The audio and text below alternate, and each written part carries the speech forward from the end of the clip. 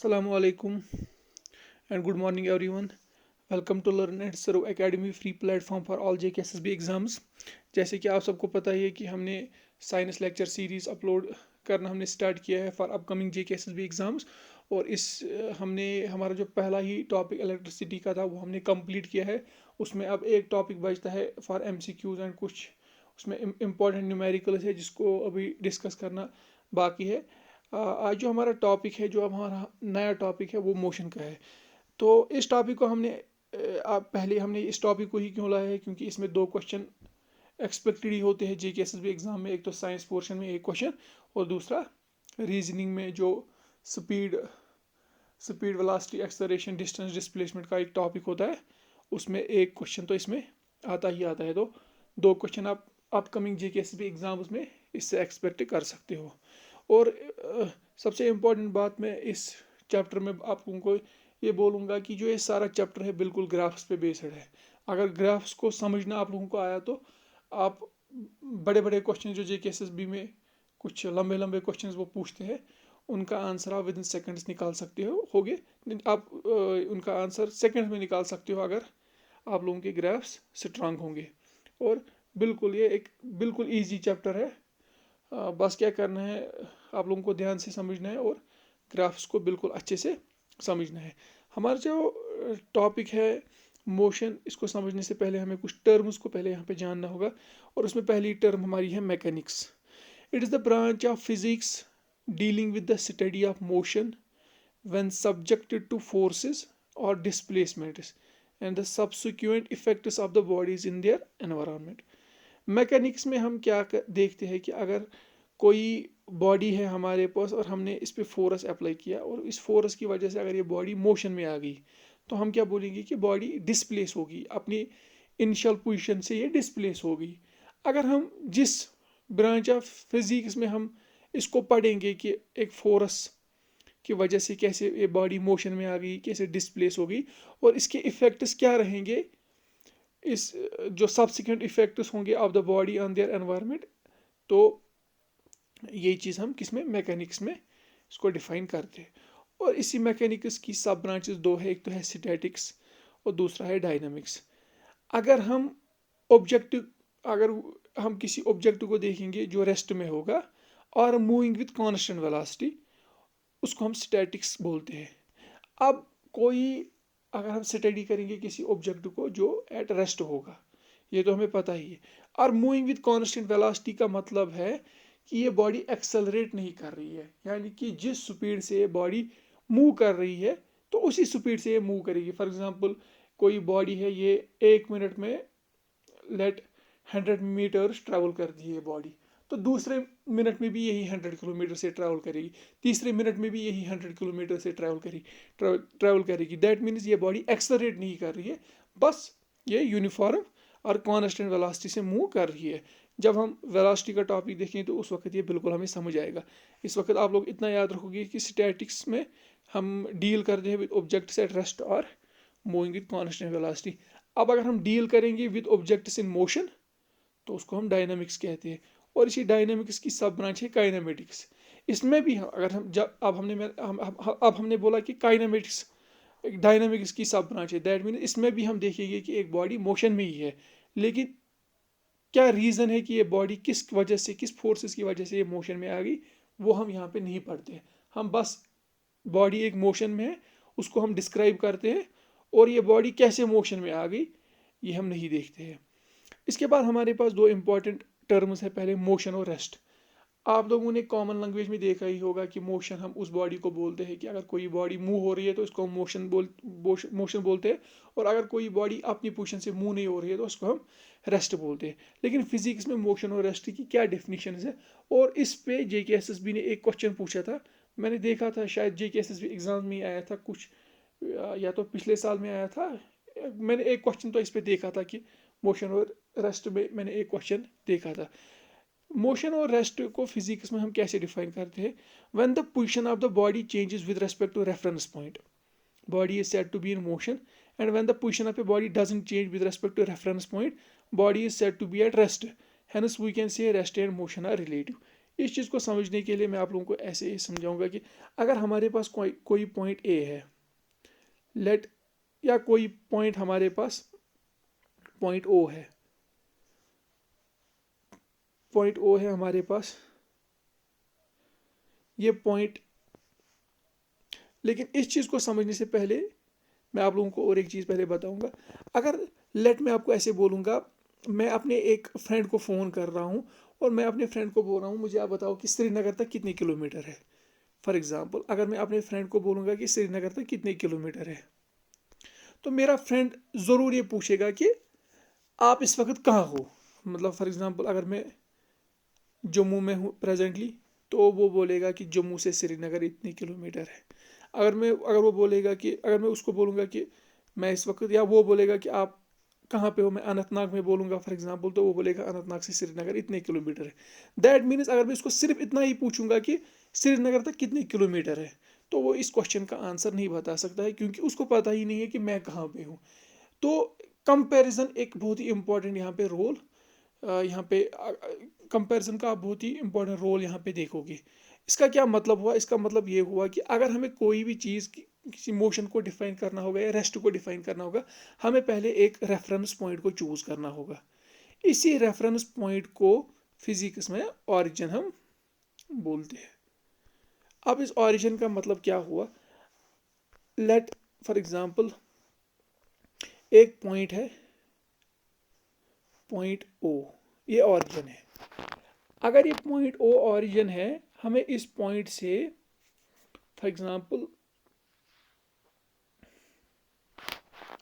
अगर हमें इस पॉइंट ऑरिजिन से पॉइंट ए तक जाना होगा, अगर हमें इस पॉइंट ओ से पॉइंट ओ ऑरिजिन से पॉइंट ए तक जाना है, सपोज मैं बोल रहा हूँ कि एक पर्सन है, पर्सन का नेम है आसिफ। आसिफ जो है वो आसिफ जो है वो कार में पॉइंट ओ से ए तक जा रहा है with speed 40 kilometre per hour. At the same time हमारे पास और एक कोई लड़का, कोई भी जिसका नाम फॉर एग्जांपल जुनैद है। जुनैद जो है ये पॉइंट ओ से ए 40 किलोमीटर सेम स्पीड में जा रहा है, लेकिन ऑन बाइक, ये कार में जा रहा था ये। और हमारे पास और एक कोई लड़का है फॉर एग्जांपल मुनीब। जो मुनीब है वो रेस्ट पे है, इस पॉइंट पे ये रुका है, यहाँ पे ये कहीं मूव नहीं कर रहा है। तो अगर हम देखेंगे फॉर एग्जांपल किसी टाइम पे स्टार्टिंग में, ये स्टार्टिंग में ये तीनों ऑरिजिन पे थे, यानी कि तीनों ऑरिजिन पे थे स्टार्टिंग में, मुनीब भी, आसिफ भी, जुनैद भी। लेकिन हम देखेंगे 5 सेकंड के बाद आसिफ यहाँ पे पहुंचा। हमें पता है कि जुनैद भी बराबर इसी पोजीशन पे होगा, क्योंकि both move with same speed. लेकिन मुनीब अभी भी ऑरिजिन पे है, क्योंकि ये रेस्ट पे वहाँ पे है। अब कुछ टाइम के बाद आसिफ ए पे पहुंचा, तो उस टाइम जुनैद भी ए पे पहुंचा, लेकिन मुनीब अभी भी इधर ही है। तो हम बोल सकते हैं कि आसिफ की जो पोजीशन है वो कंटिन्यूसली चेंज हो गई विद रेस्पेक्ट टू मुनीब। तो हम क्या बोल सकते हैं कि जो आसिफ है वो मोशन में है with respect to Munib. Junaid की पोजीशन भी रेगुलरली चेंज हो गई विद रेस्पेक्ट टू मुनीब, क्योंकि पहले तीनों ऑरिजिन पे थे, अब जुनैद यहाँ पे पहुंचा, लेकिन मुनीब अभी भी ऑरिजिन पे है। तो इसकी पोजीशन, जुनैद की पोजीशन भी मुनीब से कंटिन्यूसली चेंज हो रही, तो हम ये भी यही बोलेंगे कि जुनैद है in motion with respect to Munib. और लेकिन अगर हम आसिफ और जुनैद की बात करेंगे, आसिफ ऑरिजिन पे था, ग्रीन से समझने की कोशिश करें, आसिफ यहाँ पे ऑरिजिन पे था, जुनैद भी ऑरिजिन पे था। आसिफ यहाँ पे पहुंचा, जुनैद भी विद रेस्पेक्ट टू जुनैद इसकी पोजीशन चेंज नहीं हुई। ऑरिजिन की टाइम ऑरिजिन यहाँ पे बराबर सेम पोजीशन, और जब आसिफ की पोजीशन ए है, जुनैद की पोजीशन भी ए है, दैट मीन्स कि आसिफ और जुनैद की position with respect to each other change नहीं हो रही है। That means Asif and Junaid are at rest with respect to each other. तो ये इंपॉर्टेंट पॉइंट है कि एक बॉडी को हम मोशन में तभी बोल सकते हैं कि ये मोशन में है अगर with respect to some reference point इसकी पोजीशन चेंज हो रही है। तो यही मैंने बोला यहाँ पे कि आसिफ मूव कर रहा है, मुनीब रेस्ट पे है यहाँ पे ही, और जुनैद भी मूव कर रहा है। आसिफ और जुनैद की पोजीशन कंटिन्यूसली चेंज हो रही है with respect to Munib, that means Asif and Junaid are in motion with respect to Munib. लेकिन अगर हम देखेंगे हर एक पॉइंट पे आसिफ और जुनैद की पोजीशन आपस में चेंज नहीं हो रही है। स्टार्टिंग में यहाँ पे जुनैद था, यहाँ पे आसिफ था, that means with respect to each other वो एक दूसरे के आमने सामने थे। लेकिन अब ये विद सेम स्पीड मूव कर रहे हैं। आफ्टर सम टाइम आसिफ यहाँ पे पहुंचा, मुनीब भी यहाँ पे, ये जुनैद भी यहाँ पे पहुंचा। दैट मीन्स अभी भी आसिफ और जुनैद की पोजीशन एक दूसरे से चेंज नहीं हुई, क्योंकि अभी भी आमने सामने। That means Asif and Junaid are at rest with respect to each other, but Asif and Junaid are in motion with respect to Munib. तो यही यहाँ पे मैंने लिखा था। इसके बाद मैंने एक इंपॉर्टेंट पॉइंट लिखा है यहाँ पे, ये तो हमने डिस्कस किया है कि क्या रेस्ट में कब होगा। तो हम बोल सकते हैं कि एक ही बॉडी यानी कि आसिफ जब मूव कर रहा था तो मुनीब के लिए आसिफ मोशन में था, क्योंकि मुनीब और आसिफ की पोजीशन पहले एक दूसरे के आमने सामने थी, लेकिन अब आसिफ मूव कर रहा है with respect to Munib. Asif की पोजीशन चेंज हो रही है विद टाइम। अगर मुनीब को कंपैरिजन में लेंगे तो आसिफ की जो पोजीशन है वो आसिफ मोशन में है विद रेस्पेक्ट टू मुनीब। लेकिन एट द सेम टाइम अगर हम जुनैद के साथ आसिफ को कंपेयर करेंगे, हर एक टाइम पे सिंस आसिफ भी मूव कर रहा है, जुनैद भी मूव कर रहा है, लेकिन हर एक टाइम पे आसिफ और जुनैद की पोजीशन एक दूसरे के रिलेटेड सेम है। That means Asif is at rest with respect to Junaid. यही है यहाँ पे पॉइंट कि एक body at a same time motion में भी हो सकती है और रेस्ट में भी, यानी कि ये मोशन में है Asif with respect to Munib और ये रेस्ट में है विद रेस्पेक्ट टू आसिफ। इसी को हम बोलते हैं कि motion is rest and motion is relative. इसके बाद अगर हम देखेंगे कुछ डेफिनेशंस यहाँ पे कि टाइप्स ऑफ मोशन। अगर अब मोशन, अब हमें पता है कि अगर ये ऑरिजिन है तो बॉडी को हम तब बोलेंगे ये मोशन में है अगर इस बॉडी की पोजीशन इस ऑरिजिन से चेंज हो। अब अगर ये बॉडी मूव कर रही है इन ए स्ट्रेट लाइन, यानी कि ये कहीं पे डायरेक्शन नहीं चेंज कर रहा, अगर एक ईस्ट में जा रहा है तो ये ईस्ट की डायरेक्शन में ही जाएगा, कहीं पे डायरेक्शन चेंज नहीं करेगा, इस मोशन को हम बोलते हैं रेक्टिलिनियर मोशन।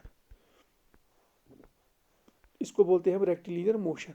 अब लेकिन अगर बॉडी एक रोटेट कर रही है सर्कुलर पाथ में, यानी कि हर एक पॉइंट पे ये अपनी डायरेक्शन को ये चेंज कर रही है बॉडी, जैसे मैंने ऐसे फिगर में दिखाया, तो इस मोशन को हम बोलते हैं सर्कुलर मोशन। और फिर लास्ट वाली टाइप मोशन की वो है ऑसिलेटरी मोशन।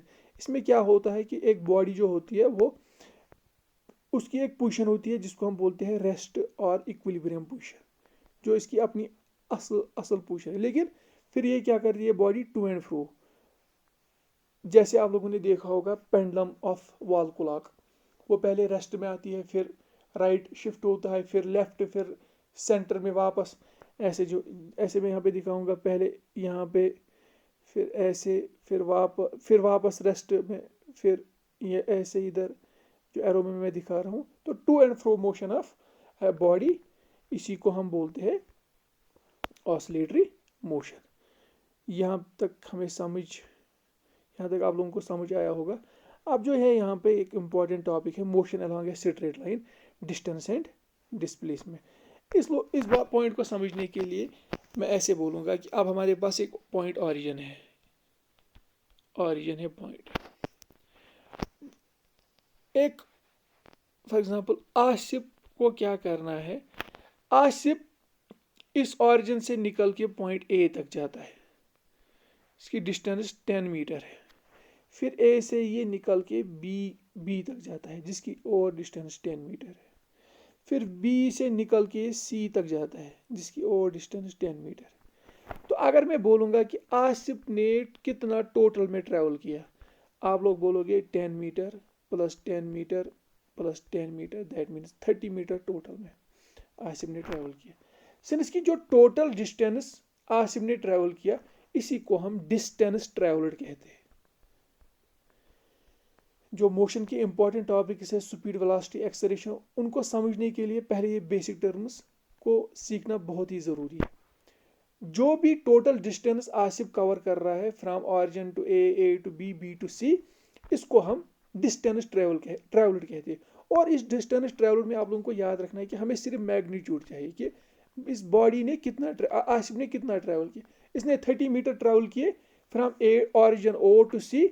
हमें डायरेक्शन की यहाँ पे कोई डायरेक्शन हम यहाँ पे डिस्कस नहीं करते, यानी कि सिर्फ मैग्नीट्यूड की बात हम करते हैं।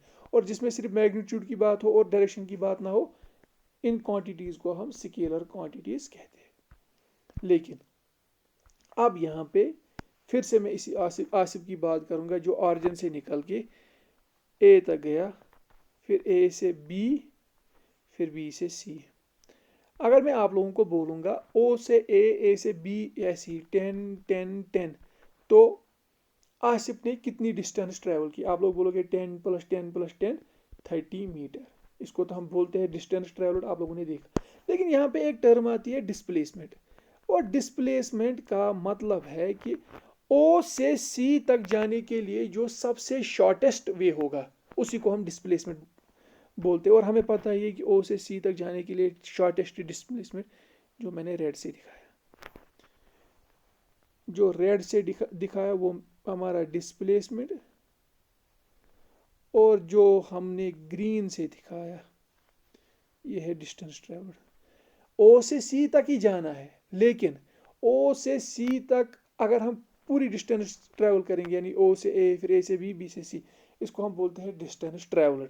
लेकिन ओ से सी जो शॉर्टेस्ट वे है, जो हमने यहाँ पे रेड से दिखाया, ओ से C shortest distance between initial and final point, this is called as displacement. अब देखो ओ से सी तक हम जा सकते हैं बहुत ही वेज, यानी कि ओ से सी अगर हमें जाना होगा, हम ऐसे भी जा सकते हैं, हम ऐसे भी जा सकते हैं, हम ऐसे भी जा सकते हैं। लेकिन जो शॉर्टेस्ट डिस्टेंस, इसीलिए जब हम डिस्टेंस ट्रैवल्ड की बात करते हैं हम सिर्फ मैग्नीट्यूड की बात करते हैं, हमें डायरेक्शन की कोई ज़रूरत नहीं होती है वहाँ पे, क्योंकि किसी भी डायरेक्शन में हम ट्रैवल कर सकते हैं। लेकिन ओ से सी तक जाने के लिए जो शॉर्टेस्ट वे है वो सिर्फ एक ही है, और वो कौन सा वे है? जो यहाँ पे हमने रेड येलो से दिखाया, ये सिर्फ एक वे शॉर्टेस्ट है, यानी कि इसका दूसरा कोई शॉर्टेस्ट वे हो ही नहीं सकता। इसीलिए डिस्प्लेसमेंट में एक तो हमें मैग्नीट्यूड ज़रूरी पता होना चाहिए, ये तो पता ही है कि मैग्नीट्यूड ओ से सी तक कितना होगा। लेकिन यहाँ पे हम डायरेक्शन की भी बात करते हैं। डायरेक्शन की बात इसलिए करते हैं क्योंकि सिर्फ एक ही वे है shortest distance between initial and final, और वो वे कौन सा है उसके लिए हमें डायरेक्शन की यहाँ पे ज़रूरत है। इसीलिए डिस्प्लेसमेंट में हम मैग्नीट्यूड और डायरेक्शन की बात करते हैं। लेकिन डिस्टेंस एक बॉडी इनिशियल पॉइंट से फाइनल पॉइंट तक किसी भी कोई भी वे से जा सकता है, इसीलिए हम डिस्टेंस ट्रैवल्ड में सिर्फ मैग्नीट्यूड की बात करते हैं, वहाँ पे हम डिस्प्लेसमेंट की बात नहीं करते। अब जो JKSSB में क्वेश्चन आता है, बिल्कुल सिंपल क्वेश्चन आता है, और वो कौन सा क्वेश्चन है? क्वेश्चन कुछ ऐसे होता है, वहाँ पे आप लोगों को दिखाया होगा ऐसे O to A, A to B and B to C। Suppose 10 metre 10 metre 10 metre, आप लोगों को बोला जाएगा डिस्टेंस ट्रैवल्ड कितना है, तो आप लोग क्या बोलोगे? डिस्टेंस ट्रैवल्ड है 10 + 10 + 10, टोटल में 30 मीटर। तो ये आप लोगों को पता है। लेकिन अब अगर आया कि डिस्टेंस ट्रैवल्ड के बदले आया डिस्प्लेसमेंट, तो डिस्प्लेसमेंट के मामले में हमें क्या करना है? हम लोगों को शॉर्टेस्ट वे देखना है ओ से सी तक, और वो ये वाला वे है।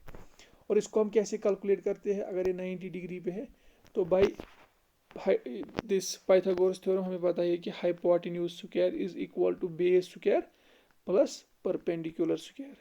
हाइपोटेन्यूज OC तो हमें कैलकुलेट करना ही है, बेस जो है हमारी वो है 10 + 10 यानी कि 20 स्क्वायर, प्लस परपेंडिकुलर जो हमारा है वो है 10 स्क्वायर, यानी कि जो hypotenuse square is equal to 20 square होता है 400, 10 स्क्वायर होता है 100, हाइपोटेन्यूज होता है square 500, that means hypotenuse is equal to √500। फिर हम इसको सॉल्व कर सकते हैं, तो यहाँ पे हम हाइपोटेन्यूज को कैलकुलेट कर सकते हैं। हाइपोटेन्यूज मतलब हमारा डिस्प्लेसमेंट। तो एक तो क्वेश्चन इस पे आएगा, और दूसरा जो क्वेश्चन आता है वो हम यहाँ पे देखेंगे। दूसरा क्वेश्चन जो आता है वो सर्कल पे आता है। और सर्कल में क्या क्वेश्चन आएगा, फॉर एग्जांपल पहले मैं आप लोगों को बोलूँगा, अगर ये सर्कल है, ये ऑरिजिन है, हमें पता है कि ये रेडियस है, अगर ये वाली रेडियस है तो ये वाली भी रेडियस है, और हमें ये भी पता है कि डायमीटर जो है वो 2r होता है, ये आप लोगों को पता ही है। अब मैं यहाँ पे बोलूँगा अगर ये पॉइंट A है, ये वाला पॉइंट B है, अगर क्वेश्चन में अब आएगा ऐसे, एक बॉडी ने ट्रैवल किया फ्रॉम A, जो मैं ब्लू से अब दिखाऊंगा, इस वे में बॉडी ने ट्रैवल किया, A से स्टार्ट किया किया किया किया किया B तक, फिर B से स्टार्ट वापस किया A तक, यानी कि बॉडी A से अलोंग द सर्कल वापस A पे वापस पहुंची। किस सर्कल, जिसकी रेडियस R है। तो पहला क्वेश्चन आएगा, बोलो डिस्टेंस ट्रैवल कितना किया बॉडी ने। तो डिस्टेंस ट्रैवलर में हमें पता ही है कि बॉडी ने इतना डिस्टेंस ट्रैवल किया, जो मैं येलो से दिखा रहा हूँ, बराबर फुल सर्कल मतलब सरकमफ्रेंस ऑफ द सर्कल। और वो किस फार्मूला से हम कैलकुलेट करते हैं, 2πr, r हमारी रेडियस है और पाई की जो वैल्यू है वो है 22/7। तो ये डिस्टेंस ट्रैवल। अब यही पॉइंट, अभी सेम क्वेश्चन कि बॉडी ने तो ट्रैवल किया फ्रॉम A टू A, जिसकी डिस्टेंस ट्रैवल आप लोगों ने 2πr बोला। अब वहां पे क्वेश्चन आएगा डिस्प्लेसमेंट कितना है, डिस्प्लेसमेंट कितना है।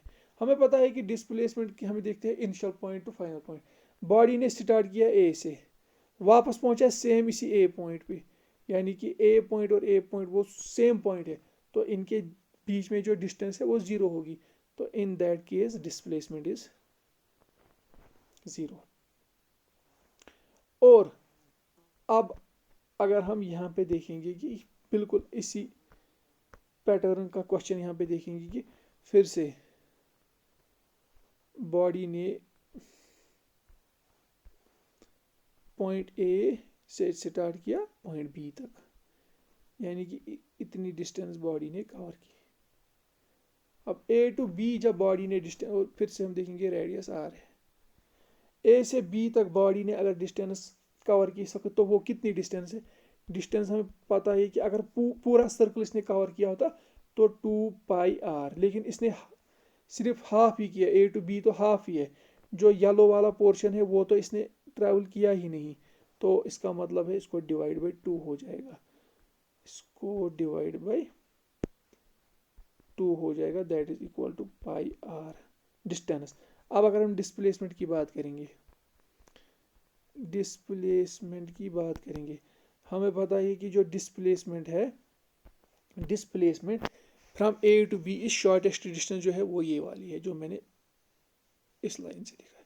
और वो किसके बराबर होगी, एक तो पहला A टू, अगर इसको O रखेंगे, A टू O हमारा रेडियस है, फिर O to B O radius है, तो जो हमारा डिस्प्लेसमेंट होगा वो 2r होगा, और उसी का दूसरा नाम है डायामीटर।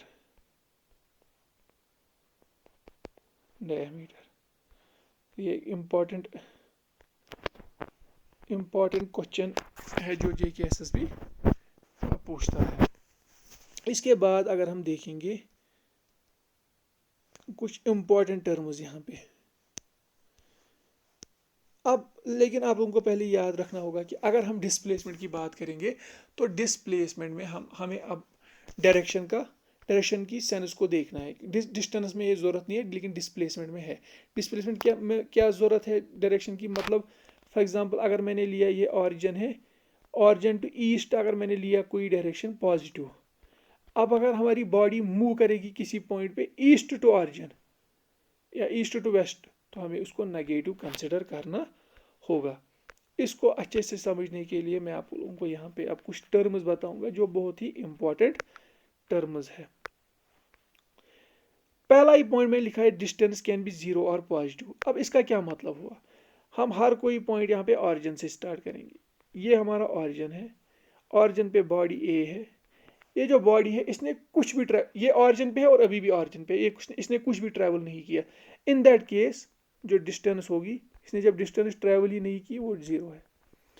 और अब अगर इसने बॉडी ने, ये फिर से हम दिखाएंगे, ऑरिजिन पे बॉडी ए है और इसने ट्रैवल किया 5 मीटर, तो हम बोलेंगे इस वक्त जो डिस्टेंस है वो पॉजिटिव है। लेकिन सिंस डिस्टेंस में हम डायरेक्शन की बात नहीं करते हैं, तो यहाँ पे डिस्टेंस कभी भी नेगेटिव नहीं हो सकती। Distance can always be either 0 अगर बॉडी ने ट्रैवल कुछ भी नहीं किया, और पॉजिटिव अगर बॉडी कुछ डिस्प्लेस हो गई तो पॉजिटिव, एंड नेवर नेगेटिव, और कभी बॉडी नेगेटिव डिस्टेंस ट्रैवलर कभी नेगेटिव नहीं हो सकती। इसके बाद है दूसरा point, displacement can be 0 positive और नेगेटिव। अब हमें पता ही है कि डिस्प्लेसमेंट की बात है तो हमें क्या करना है, हमें डायरेक्शन भी लेना है। अगर मैं यहाँ पे लूँगा ईस्ट वेस्ट नॉर्थ साउथ, अब एक बॉडी है जिसने ऑरिजिन से स्टार्ट किया, ऑरिजिन पे है बॉडी, अगर इस बॉडी ने कुछ भी ट्रैवल नहीं किया, यानी कि ये ओ पे था तो अभी भी ओ पे ही है, तो in that case displacement is 0, initial and final 0। अब लेकिन बॉडी ओ से इस पॉइंट तक 10 मीटर, फिर और 10 मीटर, फिर और 10 मीटर, फाइनली वापस फिर से ऑरिजिन पे और 10 मीटर पहुंची। तो अगर मैं बोलता डिस्टेंस ट्रैवल्ड, आप देखते कि टोटल 10 + 10 + 10 + 10 दैट इज 40। लेकिन डिस्प्लेसमेंट में क्या हमें देखना होता है, इनिशियल और फाइनल के बीच में शॉर्टेस्ट डिस्टेंस, और हमें पता ही है कि ये इसने स्टार्ट किया ऑरिजिन से, वापस ऑरिजिन में वापस ये पहुंची, तो डिस्प्लेसमेंट क्या है, 0। डिस्प्लेसमेंट क्या है इस वक्त, 0।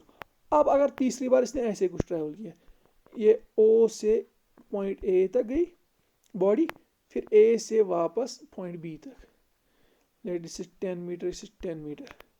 अगर मैं बोलता इस वक्त डिस्टेंस ट्रैवल्ड, आप बोलते कि ओ से ए तक 10 मीटर, फिर वापस ए से ओ और 10, फिर ओ से बी और 10, हो गया 30। लेकिन अब डिस्प्लेसमेंट की बात है, अब जब डिस्प्लेसमेंट की बात है तो हमें पता है कि ओ से ए 10 मीटर जो है वो पॉजिटिव है, लेकिन ए से बी जो 20 मीटर है ये नेगेटिव है, क्योंकि डायरेक्शन बिल्कुल अपोजिट हो गई, तो डिस्प्लेसमेंट जो आ गया वो -10 आ गया। इसलिए हमने बोला कि जो डिस्प्लेसमेंट है वो 0 भी हो सकता है, पॉजिटिव भी हो सकता है और नेगेटिव भी हो सकता है। इसके बाद और एक पॉइंट हमने क्या लिखा है, displacement of a body can even be 0 after motion, यानी कि ये तो हमने यहाँ पे देखा, एक बॉडी अगर मोशन में आ गई फिर भी इसका डिस्प्लेसमेंट 0 हो सकता है, यानी कि ऑरिजिन से बॉडी निकली गई ए तक, तो अब ये मोशन में आ गई, लेकिन अब ए से बी, फिर बी से सी, अब सी से वापस ऑरिजिन, यानी कि इनिशियल फाइनल पोजीशन सेम है, डिस्प्लेसमेंट 0 है। डिस्प्लेसमेंट 0 है इवन एक बॉडी मोशन में भी थी, तो ये इस पॉइंट का यही मतलब है। और क्या लिखा है यहाँ पे, distance for a course of motion can never be 0।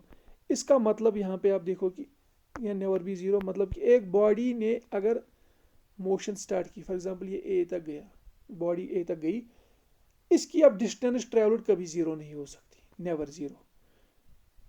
ये ए अगर ए से बी, फिर बी से सी, फिर सी से डी, वापस भी ऑरिजिन तक पहुंची, लेकिन फिर भी डिस्टेंस है 10 + 10 + 10 + 10 40। अगर एक बॉडी ऑरिजिन से इसने डिस्प्लेस किया, ऑरिजिन से बॉडी निकली, फिर जो डिस्टेंस ट्रैवल्ड है वो कभी 0 नहीं हो सकती, लेकिन डिस्प्लेसमेंट 0 हो सकता है। फिर उसके बाद हमने लिखा है distance and displacement can be same, ये हमने देखा यहाँ पे, यह भी हमने, ये ऐसे हम देखेंगे डिस्टेंस और डिस्प्लेसमेंट कब सेम होगा। फॉर एग्जांपल बॉडी ने ऑरिजिन से स्टार्ट किया और पॉइंट ए तक गई 20 मीटर, अब हमें पता ही है कि डिस्टेंस कितनी है, डिस्टेंस ट्रैवल्ड कितनी है, 20 मीटर। अब डिस्प्लेसमेंट कितनी है इस वक्त, इनिशियल और फाइनल पोजीशन के बीच डिस्टेंस, इनिशियल ऑरिजिन है, फाइनल ए है, उसके दरमियान डिस्टेंस 20 मीटर है, यानी कि डिस्टेंस और डिस्प्लेसमेंट एक बॉडी की सेम होगी जब एक बॉडी स्ट्रेट लाइन में स्ट्रेट लाइन में ट्रैवल करेगी। अगर इसने अपनी डायरेक्शन चेंज नहीं की तो डिस्टेंस और डिस्प्लेसमेंट सेम होगी। और इसके बाद हमने और एक पॉइंट लिखा है, डिस्प्लेसमेंट इज ईदर इक्वल और less than distance but never greater than distance traveller. ये भी हमने यहाँ पे देख सकते हैं कि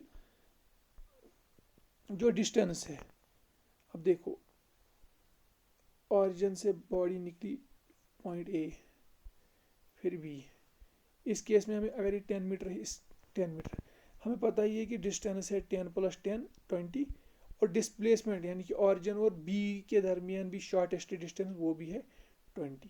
तो हमने बोला कि डिस्टेंस और डिस्प्लेसमेंट सेम है।